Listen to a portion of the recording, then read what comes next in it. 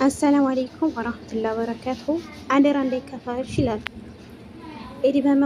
ኢድ በመጣ ቁጥር አይንሽን ባዝሎ በቤተሰብ ናፍቆት ልብ ሀገር ኮብልሎ አይዞሽ እህቴ ሁሉም ለበጎ ነው። ከሀገር ስትወጪ ለደስታ ሰበብ ነው። የመዲያም ስራ እየሰራሁ ብለሽ ቤት ውስጥ ነኝ እያልሽ በውስጥሽ አያዝንሽ።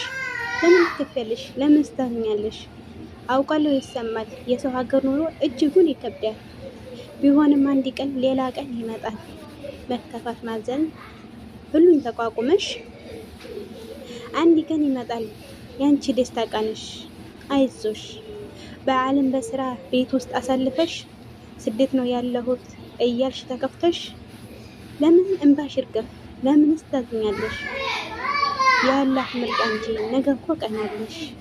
አይዞሽ አይክፋሽ፣ አይዞሽ አይክፋሽ።